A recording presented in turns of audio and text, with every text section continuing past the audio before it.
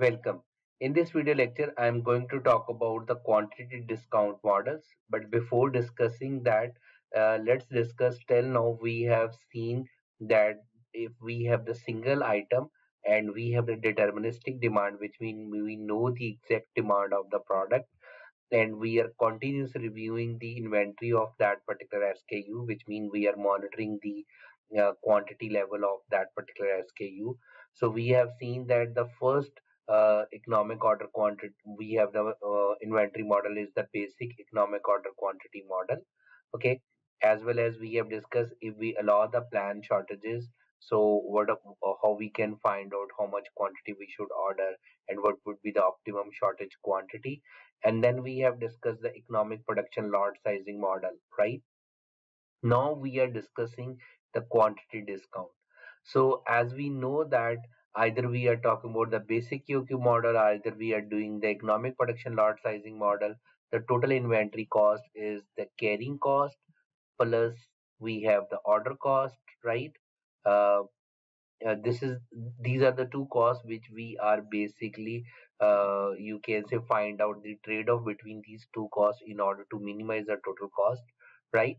But if we are talking about the shortage cost, then there is another cost we can add, that is the back order cost, right? So over there we were trying to basically optimizing that the carrying cost must be equal to the order cost as well as the back order cost.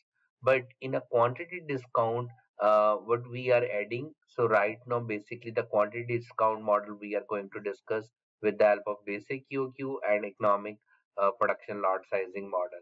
So over there is another factor which we can add, that is the product price, okay, or you can the product cost with respect to the demand, right?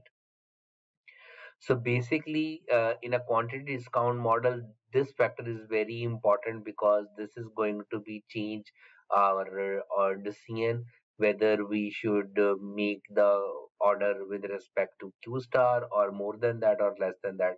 Not less than that, it is always would be either it is going to be equal to the Q star, which means like no, optimum order quantity, or more than that. So how we are going to take that decision? So no matter whether we are using the EOQ, which mean we are getting entire supply at once, okay, or whether we are getting the supply gradually, which mean we are talking about the basic EOQ assumption that we are getting all the SKUs quantity all at once, okay, when we are ordered and we received all at once. Whereas over here, that is the economic production lot sizing model, that in which we are basically receiving the quantity gradually, but the production rate must be greater than, or you can say the supply rate must be greater than or equal to the demand, right? So right now the quantity discount model are we are discussing if our vendor or the supplier is offering discount all against all the units, or which mean all the SKUs. So the idea is what we are going to use is we are going to compare the cost. So first of all, what we will do, we will find out the optimum order quantity, which is the Q star. Okay, and then what we are saying that there is no need to check the cost from the lesser optimum order against the lesser optimum order quantity.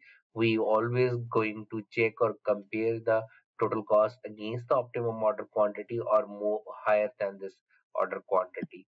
Okay, like this one, as you can see from this example, like if we are going to place the order between this one or this one, what would be the total cost?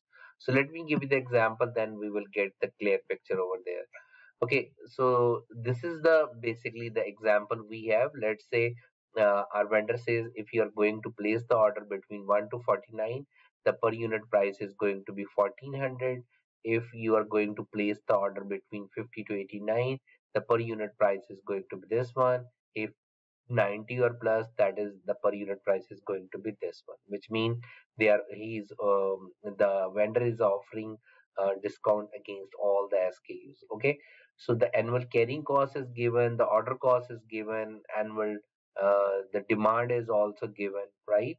So what we are going to do is, first of all, based on this information, we are going to find out the um, uh, that is the optimum order quantity. So we know that based on this information, we can apply the basic EOQ model. So based on the basic EOQ model, we are getting the optimum order quantity, which is 72.5. So what we will do, we will check this value from this quantity, so where it is lying. So we can see that this 72.5 is basically lying on the second group or the second class. Okay, so first of all, what we will do, we are going to calculate the total cost against this 72.5. So we are getting the order cost as well as the carrying cost, and then the product price. So the product price is basically 1100 multiplied by the demand, right? That is the 200. So we are getting the total cost against this order quantity Q is that is 233,784, right? But now what we are going to do is, there is no need to check the total cost against this, because it will always be higher than that, as I mentioned earlier. Okay, so now we are going to move to the next class, which means now I am going to check against the 90. Okay, so as you can see that against the 90, the price is basically the 900.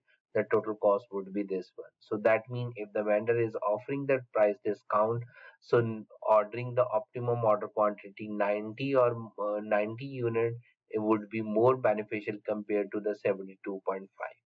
So I hope you got the idea regarding the quantity discount model. So this model you can also apply on, as I mentioned earlier, on economic production lot sizing model as well, right? So thank you so much. See you in the next video.